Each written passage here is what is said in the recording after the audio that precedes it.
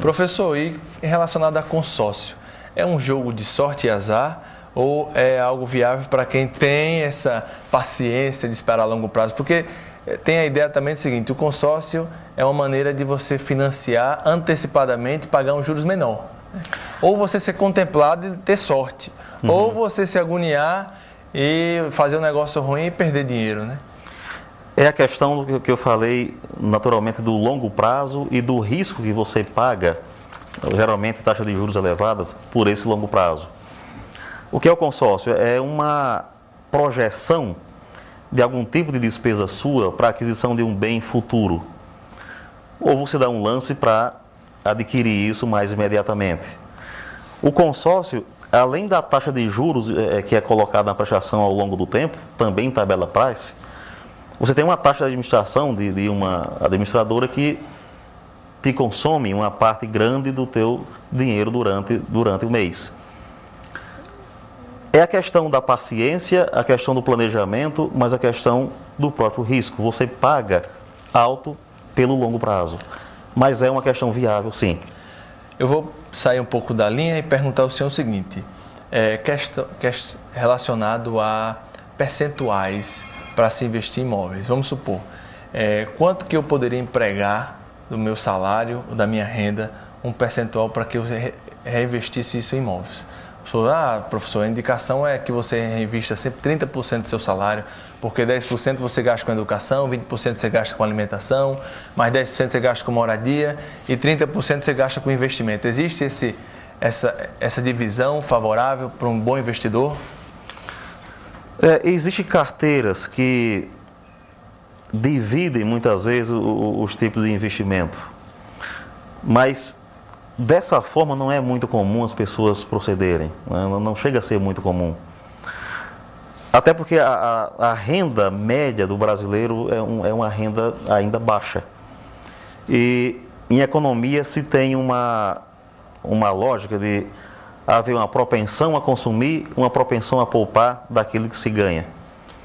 Se eu ganho menos, automaticamente eu tenho uma propensão a consumir maior do que a poupar. Se eu ganho mais, a propensão a poupar chega a ser maior. Como a média da renda do brasileiro ainda é um pouco baixa, a propensão a poupar, que é o que garante os investimentos, ainda chega a ser reduzida. Não é à toa que o governo, como o presidente Lula, tem investido muito em programas, principalmente programas voltados para o setor imobiliário, que é para tentar aquecer a economia e tentar dar um pouco mais de acesso de investimento a imóveis, que é uma coisa que para o brasileiro tem sido ainda muito difícil. É porque tem várias filosofias empreendedoras, né? Tem gente que diz, rapaz, quem não deve não tem nada, né? Sim. Professor, o tempo é muito curto. Eu tenho aqui algumas perguntas. A Marina, da Abolição 3, perguntou o seguinte: para investimento é melhor aplicar dinheiro em lotes, ou em casas, ou em apartamentos construídos? É relativo, né? Relativo, totalmente relativo. Você vê o seu perfil, o seu poder de disponibilidade de compra. Agora, terreno é sempre muito viável, né? Sim. E isso depende muito do perfil de cada um, né? Cada um define a questão do negócio dependendo da própria história de cada um. Quando a gente fala em economia, é uma questão comportamental, é muito de estado de espírito e formação de cada um. Um grande investidor, ele geralmente não teve uma formação conservadora e vice-versa. Eu vejo como um bebê que não tem a noção do risco, né? Ou ele assim tem, mas ele não percebe os problemas, ele foca só as soluções, né? Sim. O empreendedor, ele é um bebê que está num prédio do 20º andar, perto de cair, mas está caminhando para frente e correndo risco. Quanto maior o risco, maior é o retorno, né? O empreendedor é um jogador que aposta no incerto, ele aposta no futuro. E é um risco muito alto, e onde ele surfa nisso aí sem problema nenhum. Ele joga para ganhar tudo ou perder tudo. A Bolsa de Valores é um ambiente muito claro para isso.